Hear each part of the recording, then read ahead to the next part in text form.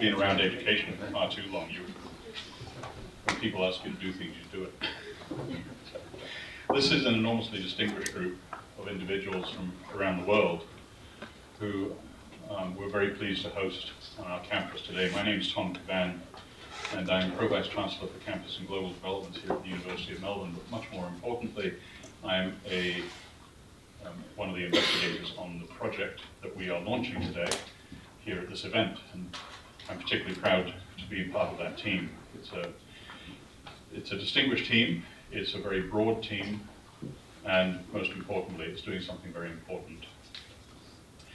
We have in Australia funding for projects that are supported by the federal government, which are called the Australian Research Council funds. And they come in two forms, discovery and linkage. And discovery projects are funded for individuals to undertake research in particular areas, and that's usually basic research or fundamental research. And then the other packet of funding, the other stream of funding, are linkage grants. And linkage grants, I think, are more powerful because they require the researchers in the academic institutions to find partners out in industry and society, and together to deliver the research.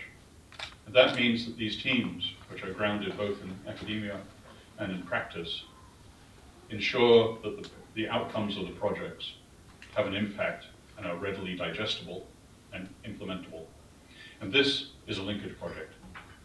We're particularly impressed in this case that the federal government deemed this project to be worthy of a significant fund, and it's one of the largest linkage projects, I think, in our fields, if not ever, for a very long time. So the ARC linkage and industry package comes to almost $2 million to carry out this research over the next many years. And we are here today to kick that off. So that's why we're particularly grateful to our industry partners, because without you, we couldn't have got to this point. And with you, we'll make sure there's a difference at the end of all of this. The research project looks at mindsets in teachers and in learning, trying to understand how it is we can deliver better learning as an outcome in context. So it's not just learning as an abstract, but what we're interested in is where we're doing it, how we're doing it, and therefore how do students benefit from all of this. We come in the research project from different backgrounds. We're interested in the intellectual process of learning, but we're also interested in the impact that the world has upon us as we learn. I myself come from a background of architecture, and this project is guided by the LEARN group here on the campus of the University of Melbourne. LEARN is the Learning Environments Applied Research Network. This is a network group that has been underway now for about 7 years and has had partners at various times from all over the world.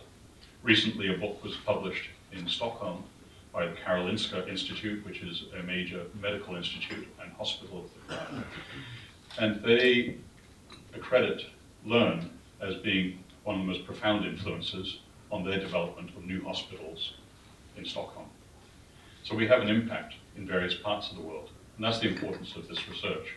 It is not local, it is globally important, and it is globally attended to.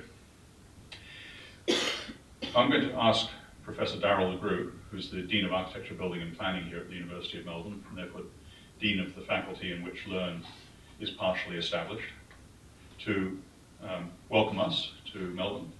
And we will then progress into a panel discussion with 3 distinguished speakers, which I will be chairing, and then progress into an overview of the project given by Wes Eames, who's been the leader of this project so far and pulled everything together for us. So Darryl, could I ask you to welcome us? Thank you, Tom, and it's a pleasure to welcome you here. Firstly, on behalf of the Wurundjeri people, the traditional owners and custodians of the land upon which this building sits, and it provides the context, I think, for the meeting and underpins the levels of success that Tom has referred to. I acknowledge the elders past and present of the Wurundjeri people, are part of the Kulin Nation, and recognise our commitment to Indigenous education in whatever way, shape or we can over the next generations. I would also acknowledge the role that education played in the lives of the Wurundjeri people, and still does, for that matter. It's more of an existential approach to education, a utilitarian and practical approach to education, something handed from generation to generation, but it's, from our point of view, we learn about the attitudes of the Wurundjeri to sustaining life and sustaining society, to sustaining the land upon which we live, and to sustaining the cultural mores and values that give meaning to that life as well. So I think that provides a wonderful context for the success of this linkage program, which is essentially based in innovation, but starts processes moving which could last millennia. So my best wishes from that point of view. Welcome to Melbourne, as still, I think, Tom, the world's most livable city. Some will, of course, wonder why. Well, it's to some extent again down to the Wurundjeri and the recognition that the wonderful water and hunting systems of the land upon which Melbourne sits had all of that meaning, and I think it comes through into the way in which we've developed our present attitudes to urban design and to architecture, to the way in which we learn about our environment and the way in which we sustain our environment.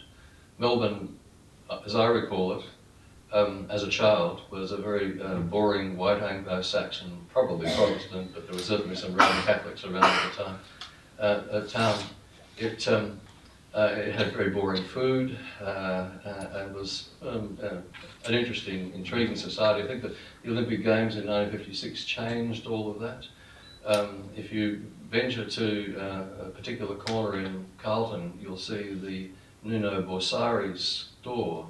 Nino Borsari was an Italian cyclist who won, I think, 4 gold medals at the Melbourne Olympics in 1956. A very small Italian community at that time managed to convince Nino that he should stay in Melbourne and not go home. The upshot of that, of course, which happened to coincide with a lot of advertisement in especially southern Europe from the Australian government to encourage migration, did indeed begin a process of Melbourne's transformation. And now I think something like 700,000 to 800,000 Melburnians can claim Italian heritage. Probably about 1 million Greek people can claim Italian heritage, and so on and so on. You can now enjoy the festivities of almost every nation on earth. You can certainly enjoy the food. You're not all going to be able to do that in the short time that you're here, but I can certainly encourage you to engage in cafe lifestyle and restaurant lifestyle in Melbourne, because the multicultural base of this city, which is the richest city in the world from my point of view, perhaps matched by a few others, but it is the richest multicultural city, is reflected in not just its physical fabric, but its social tolerance as well. So welcome from the point of view of the faculty. Welcome to Melbourne.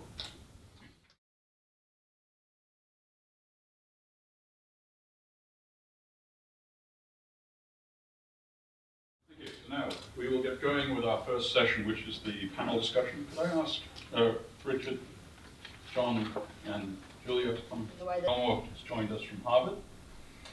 And Richard is globally known for his work in education leadership and the context of learning. In the middle is Julia Atkins. Julia has been recognized as one of the 100 most influential Australians, and was a Apple fellow, I believe, for many years. And she's well known for her work in what's powerful learning and what is powerful to learn. In other words, the content of what we learn, whereas Richard might I might generalize and say it's the context of where we learn. Leadership. Next, Julia, is John Hattie, who I'm very proud, of course, to say is one of us here at the University of Melbourne. And John's area of focus is in the science of learning, in other words, the means of learning. So we've got three very interesting perspectives. Having got these enormously powerful minds with so much to offer, I'm going to give them 8 minutes each. So here's the challenge. What can you distill into 8 minutes? We've got a 40-minute session here, but I'd like to get to the question and answer period too. So prepare yourselves, audience, to participate. Richard, can I hand over to you? You may. First of all, thank you so much for including me in this event, because I think for me it's very inspiring. It'll be, unfortunately, quite a while, if ever, before something like this happens in my part of the world. And so it's a breath of fresh air to be invited into this enterprise. I have three quick observations, coupled by one, connected by one dominant theme, which is education as a sector is a highly institutionalized form of organization for getting things done. The problem with highly institutionalized functions, social functions, is they're extremely difficult to change because their default culture is resilient. Education always wants to return to the 19th century. Some countries, some states are more successful than others at pulling themselves out of that orbit.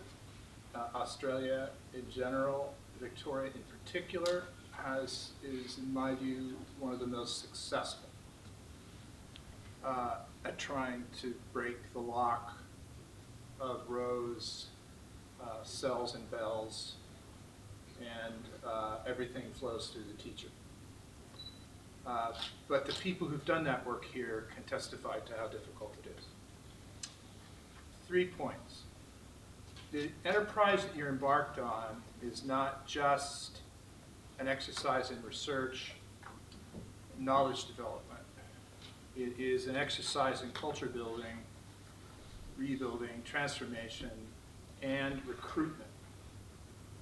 What we need more than anything else is a generation of young people whose disciplinary identities are quite blurry, but whose primary focus is learning in whatever form it takes in society, and in creating the systems of access that are necessary to make that happen.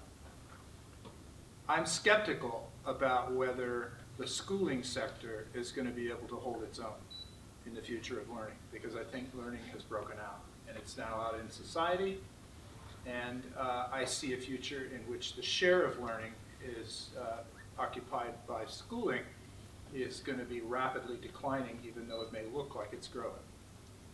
Partly just because the growth of learning opportunities in society at large is expanding exponentially. We need a generation of young people who are unconstrained by conventional ideas about what learning is and where it occurs to lead this effort. One contribution that you can make is to find those people, release their energy, and give them an identity and a place to be. The second point I want to make is I understand why there is so much language about research in this project. And I don't want to run down research, because I think that part of the challenge here is going to be to use work like John's, and I'm especially interested myself in applications of neuroscience to the design of learning environments. I think research has a powerful role to play. What I would urge you to do is to start to incorporate more design language into your mission, and to be mindful that most of the knowledge we have in the bank is based on research from a system that is not going to survive, right? So that the new work has to be informed by design experiments that test the boundaries of our existing understanding of how learning occurs and where it occurs most optimally. It's a challenge because you have to imagine a world that doesn't exist and then create a knowledge base to go with it. Yet another reason why you need a new generation of people to carry this work. This is a generational timeline we're on. And finally, I want to urge you to play.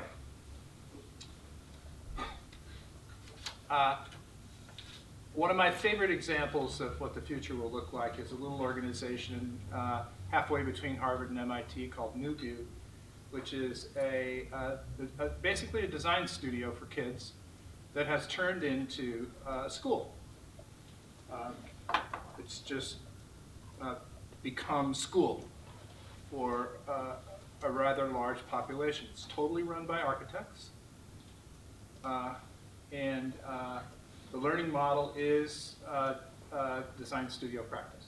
It's transparent to the kids, they understand it, they do it, they've created amazing applied solutions to social problems all over the world. It's an incredible thing. It started out just by play. It was a what-if project. Saeed Arida, who runs the thing, wrote a thesis at MIT about the design of design studio as a model of learning. Got a group together. They started to play. They got kids to play with. And they developed a very powerful learning model. He's now doing, he's got a going concern in Cambridge, but he's also doing pop-up in London this summer, and I'm trying to convince him to do a pop-up here. He said Australia's too far away, but I think I can convince him to do it. My point is that part of what we need to do is to reignite the joy of learning.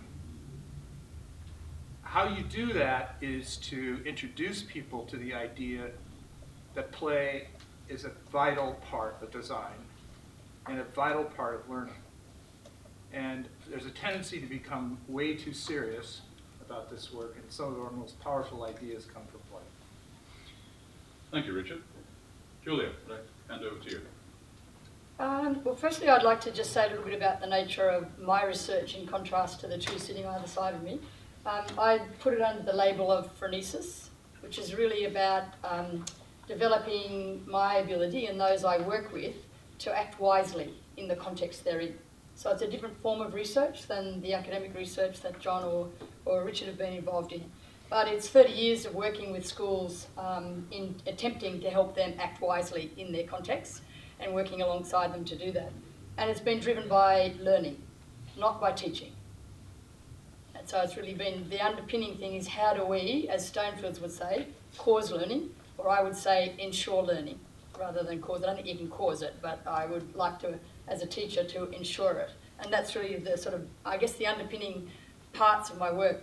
What I really want to pick up on, something that delighted me when I saw your project overview, was can altering teacher mind frames unlock the potential of innovative learning environments? And I particularly want to pick that up because of some work that's been done in South Australia and some research work I was involved in there, where South Australia as a state co-constructed their pedagogy framework. So it involved teachers, it involved academics, it involved kids, and it really was about co-constructing their own pedagogy framework, which is called Teaching for Effective Learning. And it's got two parts to it. It's learning for effective teaching, as well as teaching for effective learning. And when that framework was formed, we were then involved in a project of researching what's the baseline pedagogy, repertoire if you like, that teachers in South Australia are currently using. So we know, A, how to target the work to help them develop aspects of their pedagogy that maybe have not been developed. And the second one was to sort of have a baseline to see what impact that the work was having. So one of the interesting things that happened in that is that it turned out that about 16% of the teachers were using the full range of pedagogical repertoires that the framework sort of encouraged as principles rather than practices. And when we looked into what was it that was actually framing the way teachers went about their work, it was their mindset. And there were two sort of ways we came at it, from top down, looking at if this is the framework, where are they coming from? Anyway, a number of different ways from a qualitative research viewpoint to do that. And one of the things that came out very clearly was that how they saw their role was critical. How they saw their role as a teacher. And there were three distinct groups. They were fuzzy, all things like this are fuzzy, but there were fairly strongly three different themes. One of them was a teacher thinking that they were about, or their role was, high care, high relationship, low challenge. So I can't challenge them too much intellectually, because if I do that, they're coming from a background where they need to be cared for, and my role is to care for them. So high relationship, low challenge, which is fairly endemic in South Australia actually, and they're trying to address that because it's been a very strong social justice state always, and that comes through even in the way that teachers see their role. The second one came out as content, coverage and control. I have to teach the curriculum. Right, so that was there, and regardless of where the learning's happening, I have to teach it, I have to cover it. And that's what I have to do. I have to put the learning intentions on the board. And I have to do it because that's what my job is. And then there were another group, and their response was as designers. And we labelled it responsive design, to pick up on your design language. And they saw their role as ensuring learning happening. So if someone wasn't learning, what have I got to do as a teacher to adapt what I'm doing to do that? Or adapt the space. I'm not going all the way to talking about the learning environments themselves, but it's where they were strongly coming from. The other two themes that emerged around their worldviews or mindsets were related to their way that they understood knowledge, their epistemic knowledge, if you like, or their epistemic awareness.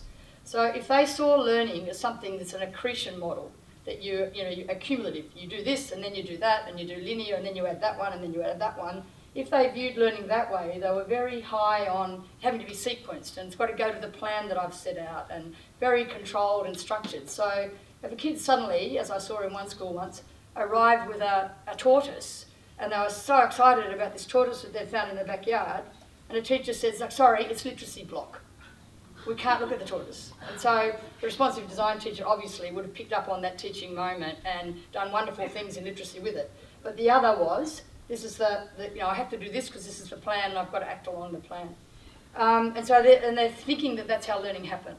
The others saw learning, in the group we called responsive design, they saw that as learning as far messier, very messy, uncertain, and were able to then work with the moments that emerge for individuals or collectively to work with that. So it's a fascinating piece of research, and I'd encourage you in the research here to look into what was found in that. It's just a preliminary bit of research, but it deserves a lot more further research in that sort of way, because unless you can, as you say, unlock their mind frames or the worldviews, the way they use the spaces will be dictated by how they see their role. And so that's probably the most important thing I saw out of the work that you're doing. The other one, just quickly, I'll make sure I keep in my 8 minutes, is I've been doing quite a lot of work with the OECD, and Ken's been involved in that work as well, where they've been trying to develop a project where they look at the effectiveness of learning environments. And then you have to ask the question, effectiveness for what? And so one of the things we've been looking at is, well, if you look in traditional outcomes, as Ken Robinson said in one of his videos, of course we want kids to be more literate and more numerate. Why wouldn't you? Why wouldn't you want that? Of course we want that, but that's not enough. In this world, it's not enough. What we really need is kids who can tackle uncertain, unfamiliar, unpredictable problems, and that doesn't come from a routinised teaching, which is the worry that I'd have about the teachers who are content coverage and control. And the other side of it is to develop the capabilities or competencies, whichever label you want to put on it, that are going to enable them to collaborate, be creative, innovative, critical thinkers, the works we might describe as 21st century competencies or key competencies in New Zealand or general capabilities here. And there, to me, is why the environment's so key. Because you don't learn those capabilities if you're sitting in rows and desks and you're under the control of the teacher. But you don't just do it by being in a space either. What the teachers have to develop is an understanding of what are the learning behaviours a learner needs to take on to be effective in that mode. If it's dialogue, for example, collaboration, what have they got to learn about being respectful of other people's voices? What have they got to learn about being able to, the students I mean, being able to give everyone a turn, to be able to be provocative with respectfully and so on. So getting teachers to think through what are those various learning behaviours that are going to be needed in the spaces is an important part of it, and designing the spaces to support that, but then the teachers developing what I call soft systems to allow them to help develop the capability of the kids. Thank you very much, Julia. Now I'll hand over to one of our chiefing. In 1972, Ross Trout published a paper that he contrasted the nature of the environment, whether it be open or closed, to use the words at that time, with the openness and closeness of the teaching. They created an instrument that looked at both the nature of what was happening in the classrooms and an instrument related to the physical settings. And their message was very simple and probably well known to everyone in the room, that when the teaching and the learning spaces were open, the learning was quite different and was enhanced compared to any other combination. I know the study particularly well because that was the study. I was a research assistant when I started my PhD at the University of Toronto back in those early 70s. And so in many senses we've known for 50 years that both the architecture, the learning environments and the teaching needs to be considered jointly. I note there have been 4 meta-analyses looking at the nature of learning in the more open learning environments, over 300 studies, and the average effect size is exactly 0.00, with very little variance. I do point out those studies, those meta-analyses are almost 15 years old, and maybe one of the things we should be doing is updating and seeing if the world has changed. This is mainly because the marriage is not occurring. Teachers are unbelievably creative at using pot plants, filing cabinets and bookcases to create egg cells to do their cells, bells and yells. The point I'm making is that the grammar of schooling is very strong. Teaching has barely changed for 85% of teachers for 200 years. 10% of teachers do it more efficiently, 5% do it differently. We have not learnt how to scale up doing things differently. The resistance to the opportunities that open learning environments give is very high because we love keep doing what we're good at. When I add from that, from the work that we've been doing, both in my visible learning work and the more recent work with visible classrooms, where we're going into schools and classrooms around the world. We're in about 6,000 today, where we monitor what's happening without a TV or a person there. We can do it right down to the millisecond and report back to the teacher by the time they leave the lesson. Their coding and of what's happening. The most depressing part is 90% plus of what happens in classrooms kids can do with just surface level knowledge, just knowing lots. That should be a concern to us. But the answer is not necessarily to consider different learning environments if we keep asking kids to do the same kinds of tasks. And so my question is, and one of the issues I'd love to raise on this project, is we need to be aware of the problem that different learning environments aims to solve. Last Friday, partly in preparation for today, I spent a day shadowing a teacher in an open school with open teaching. This teacher had 88 year 3 to 6 kids in one classroom. Last year I also went and shadowed him in a different environment. He had 77 year 1 to 3 kids in one classroom. And yes, it was in New Zealand, and no, Chris, it was not Stonefields. It was a newer school, Almost Primary School. The flow was dramatic. The sense of what was happening in terms of the learning was dramatic. The outcomes were dramatic, and certainly my interest looking at the nature of the work they're doing was quite different. Yes, I have to point out I was incredibly biased watching this particular teacher because he was my son.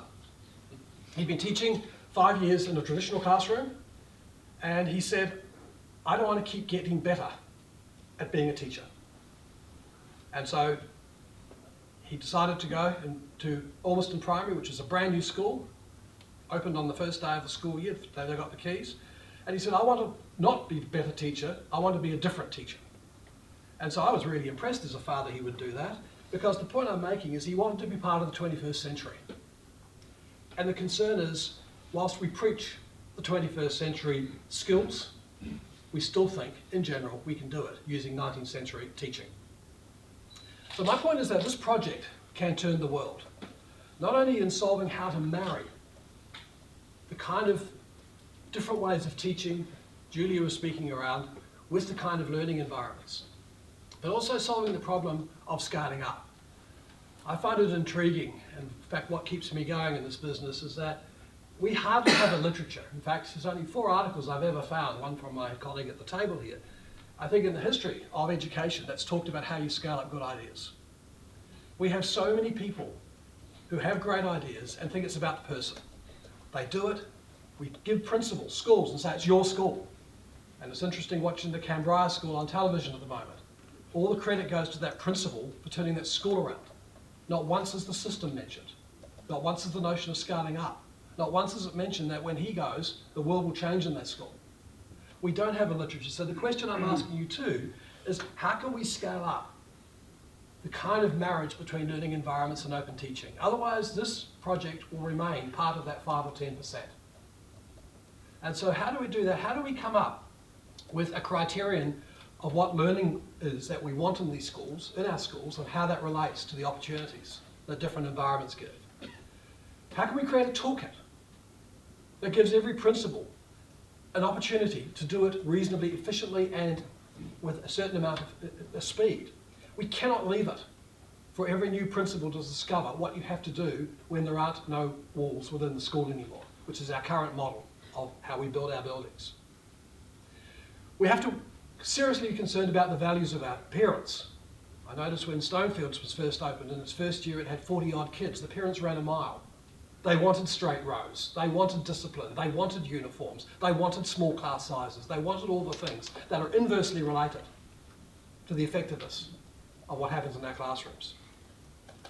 And finally, I think the challenge I want to put to this group is your job will not be done unless you upscale it and you find ways to which that this project can exist beyond the length of this project. Thank you, John. We'll have a little discussion now. Wes is then going to introduce the project, and then we'll have another question and answer session. And I think it'll take a little while for some of these ideas to be digested, and we'll filter them through Wes's description as well and have a broader discussion perhaps later. But I'm going to start with a simple question. This project is a linkage project. There are many people in the room who contribute from different points of view. There are policy makers, there are instrument makers, there are designers, as well as people involved in schools. You've each talked about the enduring effect, the culture change that's needed, the mindset of all of us to make a difference for the long term rather than to peter out when we walk out of the room. How do we work in this group with such a broad community to make the research meaningful? So it's not just academics doing the research, but we've got a very interesting collection of people in the room. What advice do you give us in the research project to achieve the culture change, the enduring outcomes? What are your observations? If I could comment in terms of a stuck record, the only success will be when you demonstrate the impact. And if it's more of the same, it's not going to happen. And that's the consequences on the kids. I think, look, in the US context, I've given up on schools. And I've given up on teaching. I don't have that many years left. I need to be in projects that have tangible impact on kids. The best way I know how to do that is through something I would call design experiments, which is to build prototypes, use existing knowledge. We have no shortage of knowledge about learning. It's in the bank. There's a whole field of neuroscience of learning that we haven't even addressed yet in the field of education, right? So it's not a matter of, we should be doing research, but it's not a matter of the lack of a knowledge base. It's a matter of a lack of protocols, processes for joining the people who have the knowledge in the design of learning environments that demonstrate the power that you can release from adults and kids under the right circumstances. And we need to get it wrong repeatedly. Step back and say, why did we get it wrong? And fix it. And it's that characteristic that's currently making the schooling system obsolete. Its inability to do anything other than to repeat 19th century patterns of organization and instructional practice. My comment would come back sort of picking up on John's one of scaling up and also thinking about the nature of the research. I don't think it can be anything other than participant research, participatory research. And so I guess for me the key thing, if you want to change the human dynamic and the human being's way of working, you don't scale up with an industrial metaphor.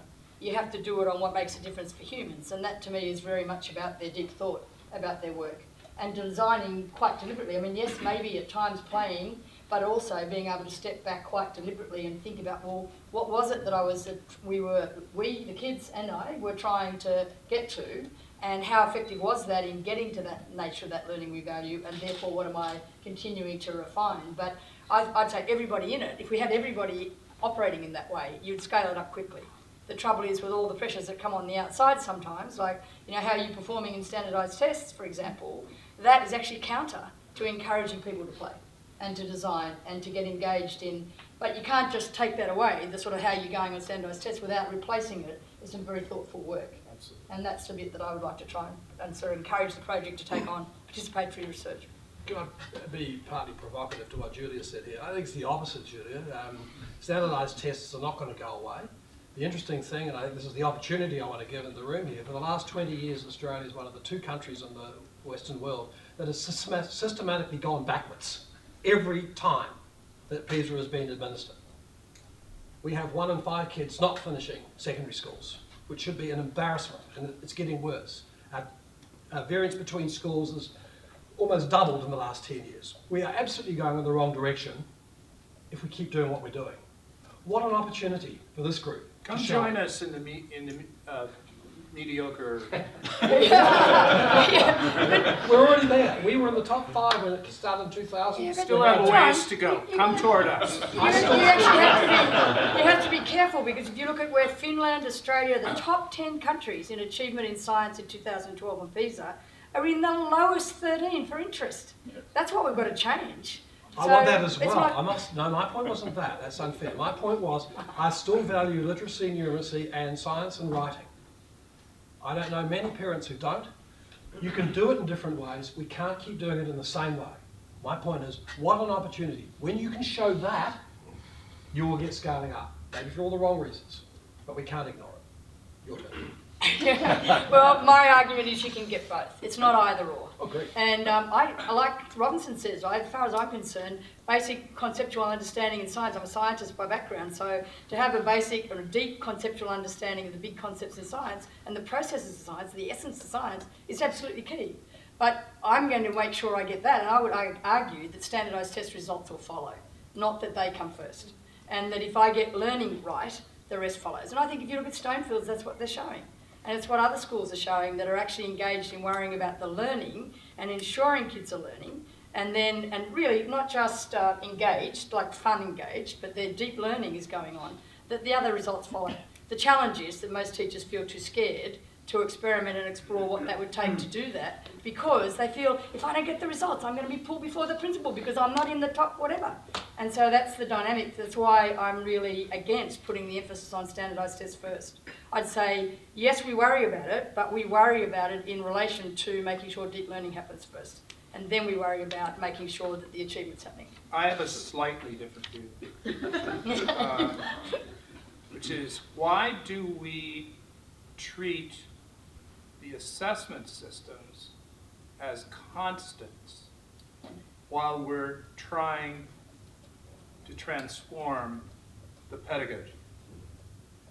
There should be a reciprocal relationship between the way we assess learning and the way we aspire to learn. So I like checking in with PISA occasionally, just because I like to be frightening to my American colleagues. And I feel as though, now I'm speaking from a US perspective, one of the huge institutional problems we've put ourselves in right now is that we have no space in the regular system to do anything that's transformative because of the way the assessment system is married to the accountability system, is married to the textbook industry, is married to the testing industry, is married to the, it's a glorious reinforcing circle that eats learning alive. This is a wonderful discussion to set the context of the research. I'd like to thank the panelists for their contribution so far, but you haven't finished yet, because after Wes has presented, I think we're going to get back into this discussion. I'd like to hear your voices in this very prominently as well.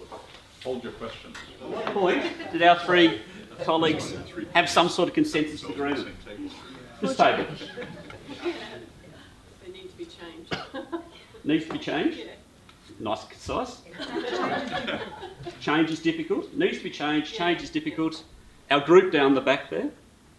There needs to be some form of the baseline of where things are, and so that evidence builds on there before change is fully accepted. So we need to know the problem and we need to be able to gather evidence around change. Okay, this table here, which is sort of a little bit biased because we actually... I sort of tossed, I gave a sort of slightly external view. It's partly about impact, partly about designing, and it's designing pedagogy, designing spaces, and with John's son, wanting to be a 21st century teacher, I don't know whether that's too simplistic for me to say that, but I think that's pretty important that we're using 19th century models in a 21st century world. Yeah. I think what is common across the three of them is that this project has the potential to make a difference. Oh, yes, yes, that's very much pretty so. powerful. Yeah. All right. We talked about just the sort of agreement about teachers and learners as designers of learning, and that there was a common thread across that idea. Good. The disagreed. We won't go back around the tables again. Did anybody come across one where they think, yep, they fundamentally disagreed on a particular point? David? Well, if you're measuring effectiveness, the question is how do you measure the effectiveness, and what is what you're measuring actually the right thing to be measuring in the first place? And will those measures matter in 5 years' time? Correct. As compared to now. Anything else? It's absolutely wonderful to have this group of people together today. The range of knowledge that's in this room is quite phenomenal. And I mean, not just, we've got lots of very smart people, but also you come from such a broad range of places. And it's that sort of multidisciplinary approach which is critical for the sort of research we have to do. We've got representatives from schools, of course, and from teaching, from learning, experts in that whole field, but also from design and the putting together of classrooms. And then you've got experts who bridge the two about this notion of alignment. How do you align the space with the learning that's happening? We've got experts in measurement. We've got experts in technologies, etc., etc. We've got a fantastic field of people here. And during the course of today, we'll get to know each other much better, and we'll have conversations between those, because an objective of today's project or today's talk is to walk out of here with a fairly clear mandate for this project to go ahead as planned. Now, part of that is the conversation amongst these people. I have to acknowledge actually one very special group of people here. Do you mind putting your hands up if you're a master's or a PhD student? Nice and straight. Thank you very much. Each of the projects we've worked on, and you should have your hand up as well, yes. Thank you very much. While we've got experts in the field, we also have some of the brightest young minds who are actually exploring those edges that we as academics often can't go into. And it's that particular group of people, I think, that we're going to focus on during the course of today as well, because they'll do a lot of important work for this project. The idea of the first session was to try to get people to look at this whole concept of what the big picture is, I suppose, out there. Tom started by talking about learn. It's important to acknowledge learn. Learn is a multidisciplinary group of people. It's called a network for a reason. It's not technically a research centre, although it's tending to operate more and more like that as time goes by. But it's a network of not just academics, but people in the field and people from industries, etc., coming together around this whole notion of learning spaces. The critical word in here is the middle one. It's applied. All of the research that Learn does is work that actually goes back out to the field to test it, to look at it, and put it into the context it came from. And the reason why I put this up is to have a quick look at this notion of the ARCs that Tom mentioned. Australian Research Council grants aren't easy to get, and it's an acknowledgement of Learn and the focus of Learn and the quality of the people within it that's led it to the position where it's had a consecutive ARC since 2008. And the same names tend to keep on appearing because Learn is not a huge group. There are people like Claire who's been in each ARC, she's not mentioned in the E21LE, even though she's fundamental to it. She had to sort of pull out of it for various reasons. We've got Tom, who keeps on appearing through it, etc. Ken Fisher, who has instigated every one of these projects and been significant in putting them together. And in each of these, particularly the last three, significantly been PhD students who have done their qualifications through these particular approaches. But one reason why it's useful looking at this is actually it's a map almost of the way that learning environments design and learning environments research has taken over the last decade or so. Early on the conversation was very much around the design of schools, about looking at what other qualities of design, how do you make it sustainable, etc., prototyping, all those sorts of issues. In 2014, we got the Evaluation of 21st Century Learning Environments ARC. It seemed to be the appropriate thing at the time. And that moved the discussion away from just design, so to speak, into this notion of the overlap of design and education. How do you map that and how do you test to see whether it's working or not? This project is due to finish the end of this year. The ILETC, which we're here gathered today to launch and to start the discussions around, came about virtually at the same time as this one. So I remember the first conversations around this current project when John Hattie and Janet Clinton and Ken Fisher and I sat down and had the first preliminary discussions around the concept. The Learn group came in on that and kept on the conversation going. It was decided to shelve this one because if we're going to do this sort of work, we first of all needed to be able to work out some mechanism to see whether it will actually work or not.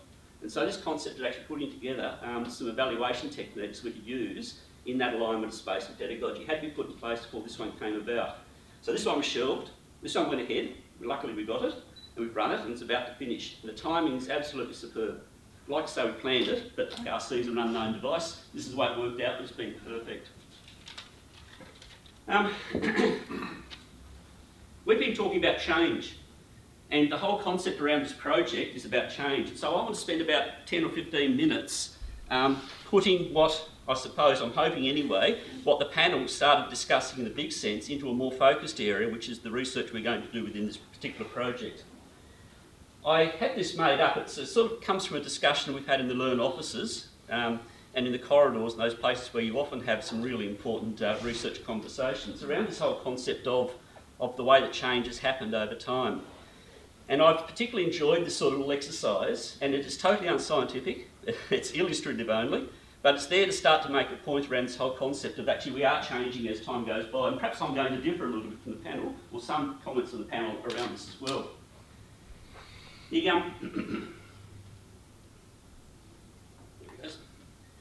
What we did was we sat down and we said, well, okay then, what's happened in education? What have been sort of the milestone things that happened in education over a long period of time? And here we only went back to the 1300s. We could have gone back to 600 AD.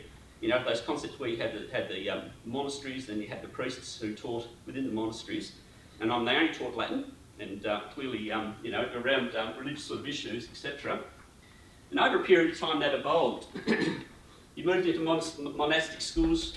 Around about this period of time, religious education and the grammar schools started to be developed. Ironically, grammar schools, as you probably know, came about with people actually arguing they had to go beyond teaching just Latin. We, please, would also like to be able to teach other languages. And we'd also like to teach mathematics and science. And that was seen as being quite a revolution. But even so, it happened, and the grammar schools came about during that particular period.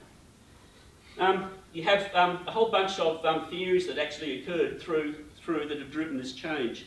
Some critical people have come up with some critical ideas that have pushed us forward. And I suppose this is the point I'm making here through this diagram, is trying to suggest to you that actually we are changing. We have changed over a long period of time and we continue to change. And that change is actually positive. It is going up. So perhaps I disagree a bit in saying schools are dead. My perspective is actually schools are changing for sure, and they continue to grow and become better and better over time. Rousseau and Locke, the reconceptualisation of what actually is childhood and what actually is learning, and the work that was done around that period in the 1700s. In comes the industrialised schooling, and between that sort of period in the 1800s, you started getting into compulsory schooling started to come in, and Pestalozzi and people like that started to unpack this notion of what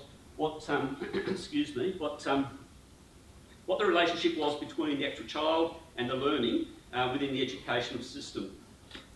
Now, I've done this and it's gone through, we won't worry about it too much, democratic education, Dewey and the influence he had sort of in the late 1800s and early 1900s. Piaget and Vygotsky around their science of learning and all the issues they brought into place that slowly but surely, each of these has incrementally made our knowledge about education better and better. You know, Richard's exactly right. We've got a wealth of information around learning that is sitting out there waiting for us to be used. These people are all indicative of some of those ideas that came about. We'll go right through here. Educational accountability came in through the 1970s, and then now we're into this lifelong learning, technology enhanced learning, etc., and all the conversation around so-called 21st century learning skills. I've made a red line here. Don't forget, like I say, this is totally unscientific. You can't measure change in the way that I'm talking about here. But what I have suggested is each time somebody has come in with an idea in education, there's been a raise in awareness. There's been a growth in learning and a growth in knowledge. But guess what happens in education? After a little period of time, something happens and you dip backwards again. You regress back to the mean. So these ideas, in fact, there's a great paper out there that I'll see if we can circulate, which laments, it says the worst thing about education is its lack of sustainability. That new ideas come and they get developed and there's mileage to it, but for some reason we slide back away from them again. And years down the track you find, there's the idea coming back in again, it's been recirculated. The paper talks about the notion of bandwagons and about how on earth we get good ideas to stick, to stay, that help us grow. And for that reason, I've actually done my little diagram here with dips. So we go up for a while, we improve, we get better, we slide away a little bit. But I suppose what I'm assuming through this is I'm making the argument that actually each of these at least is growing us forward, moving us ahead. So thus, if you look at the average, it's slowly going up to the stage we're at the moment. Learning here, and schooling here, is much better, arguably, than what it was back there. Let's look at the notion of the design of schools. And I won't go into as much depth as here, because it's not my field of expertise. My architect friends would do a better job. But again, looking at a period of time, much the same sort of concepts put into place. The monasteries were the place where learning actually happened. The grammar schools coming in and buildings and single-room schools, etc., were developed around that. The factory-style schooling sort of came in through the, or actually probably 1800s more, the monitor-type schools at Bell and Lancaster, and people like that built these sorts of edifices. This is from my colleague Claire's book on school design. And we have some of our colleagues here who are, you've recognised some of the features within this school setting. It's the late 1700s. But you've got things like those cloths up there on the surface on the top actually are acoustic devices. And they're designed to stop the sound from bouncing around, etc. So already at this period of time, even though it looks like a fairly antiquated way of teaching people, the reality is they're already putting into place affordances that actually make the learning in the sites actually better. So reverberation was an issue before the word was probably even invented. You've got schools like this. You know, my colleagues who are experts at building performance would say, look at purging. Now, we've got that in modern schools. We're still teaching teachers how to actually use purging, but there it is in this period of time, actually in operation. Oh, look at this. This is an open plan classroom because you've got 1, 2, 3 sets of classes actually in operation here all at the same time. You've got these big monsters here, actually, that's grown-ups. These are kids. And you've got this system whereby you've got the children actually out there instructing other children in these different sort of breakdowns around the actual room. Don't forget, this is the late 1700s. This one I really enjoy. At first look it says, talk about factory style schooling. I mean, all of these are celebrated because you're getting 200-300 kids being taught by 2 or 3 people. So it's a very cost effective way of getting information across. And you know that the information you're getting across is the same to everybody, so therefore you've got that sort of notion of equity of learning, etc. But the interesting things in this particular feature are, there's actually a child down the front who's doing the teaching, and the teacher is acting as a facilitator of the learning that's actually happening. And it's peer-based learning because you've got older children here pointing out kids and answering questions, and you've got children standing up and actually interacting with the instructions going on. And if you start to unpack these sorts of things, you look at other things as well, like, there's artworks around the walls acting as exemplars of particular bits of knowledge. There's a map up there, etc. Nice open, bright lights coming in, etc. Good lighting coming into the room. You have over here a piano, which suggests probably those other artefacts, this notion of multidisciplinary learning happening in the classroom. So all of a sudden that relates really closely to this. I'm sorry it's a bit fuzzy, but I had to do a screenshot very late at night. This is one of Hayball's devices, an auditorium sort of type space like that, teacher out the front, etc. You've got the children interrelating, the older children up the back there, etc. And the funny thing is, if you do this, this is what I did. It's really unfair, I know. We did reference it. In fact, you'd almost argue, with the absence of the piano and the next one, the arts have gone out of the education, perhaps we're even slower. I don't really know. So, you know, here's one again for 301 children. They're very planned, they're very proud of that. But the other things that are happening here, these are breakout spaces. So the children here are monitored by students sitting around here. That person needs help, they're brought across into this breakout space and they're then instructed by another student who knows what it's all about. These are the characteristics that have basically underpinned educational design and educational practice over the last 300, 400, 500 years, thousands of years, hundreds of years. And if you overlap the two, and I'm sorry about the graphics, in terms of the colours, they're a bit bold, but when you put the education and the design things in this, you know, illustrative demonstration only, like this, you are seeing this gradual changes happening over time. You see there are peaks and troughs that are occurring right throughout it. So at particular periods of time, arguably what's happening in education is our education theory is in advance of the design of the classrooms and the space that we're utilising. At other times, the space is getting in front of the educational theories that are actually happening. And what this is showing here is the example where the blue is where arguably the design and the affordances of the learning environments has actually outstripped what we as educators are using them for, and vice versa with the yellow. All of a sudden, our educational theories are going in advance, and the learning environment hasn't kept up. So if you look at the end there, this is actually where we're going to situate our study. We're situated on the premise that actually we are going through a period of time of change. We are going through a period of time where design is doing extremely well. I'd argue to say that actually architects are giving us the spaces that educators are saying we need. But the problem at the moment, arguably, is that our teaching practices within those spaces aren't living up to the potential of the spaces themselves. And that's why ILETC is situated in that little particular spot there.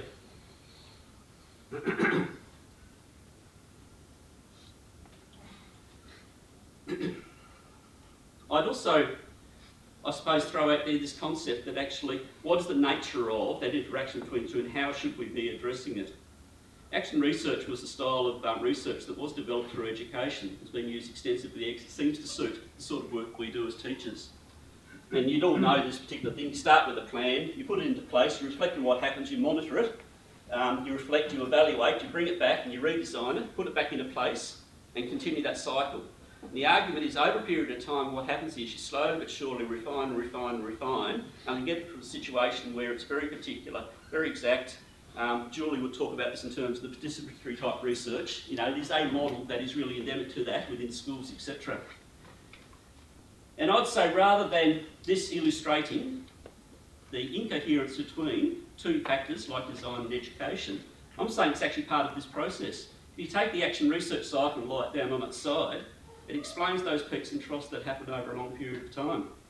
So really, rather than us turning around and saying, and this is probably where I disagree with Richard to some degree, that schools are dead, etc. Well, didn't quite say that, but you can certainly move in that direction. The reality is for us, I think, is actually, no, we are just going through another one of these cycles that we must go through.